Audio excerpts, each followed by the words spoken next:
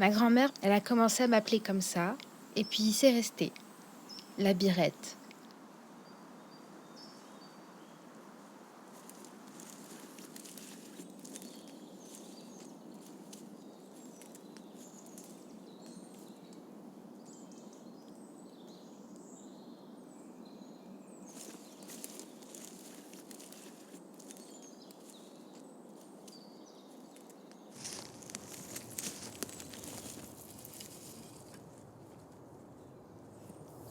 Je dirais que je n'arrive pas à m'en passer.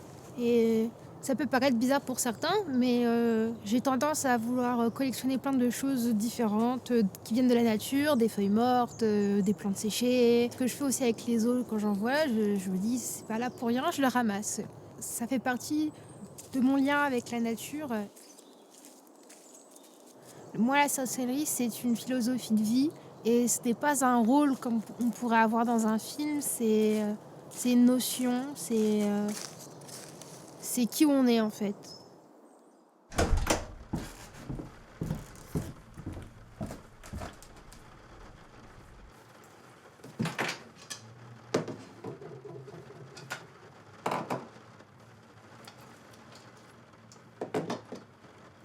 J'adore tout ce qui est autour de l'occulte, l'imagerie, les symboles. C'est quelque chose sur lequel je me penche beaucoup. Ça fait partie de ma démarche et je la retransmets dans ce que je fais. Je m'inspire de toutes les cultures païennes, les Celtes, les Scandinaves, les anglophones, les Saxons, etc., les Gaulois. Et ainsi que du satanisme, parce que c'est l'image qu'on a de la sorcellerie.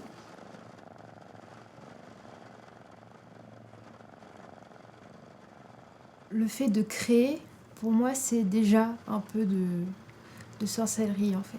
Et de mettre un sentiment, une émotion dans un objet, dans une peinture, dans une illustration, c'est quelque chose de primordial pour moi.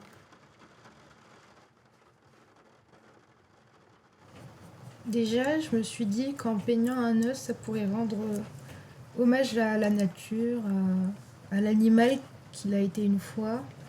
Et le fait que j'en ai trouvé sur mon chemin dans la forêt, c'est pas un signe, mais presque.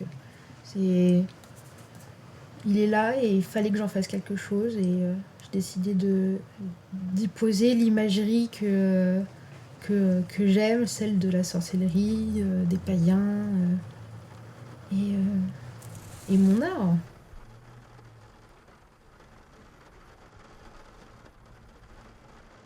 Ma pratique est beaucoup centrée autour de la divination. C'était ça que je voulais faire. J'ai su que la divination, c'est ça que j'aimais. Et surtout, j'ai cette sensibilité qui fait que j'arrive à déceler ce que pensent les autres et à analyser les autres très vite. Et ça m'a permis d'avoir un grand atout au niveau de la divination. Et au moment où les cartes ne me convenaient plus, je me suis mise à faire du pendule. Et là, c'est un peu flippant parce que quand on, quand on voit un pendule bouger tout seul, ça fait un petit peu peur au début, mais je pars du principe qu'il n'y a pas de magie, de grande magie comme ce qu'on peut voir dans les films. Pour moi, la sorcellerie, c'est le reflet de ce que pense l'autre, en fait.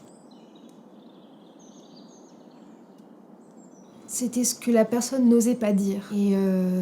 Et j'ai adoré ça, en fait. Le fait de démystifier un petit peu la magie et de la remettre au goût du jour et d'être terre à terre vis-à-vis de ça, ça m'a beaucoup aidée dans ma pratique. Il y avait une créature, mi-louve, mi-sorcière, qui s'appelait la Birette.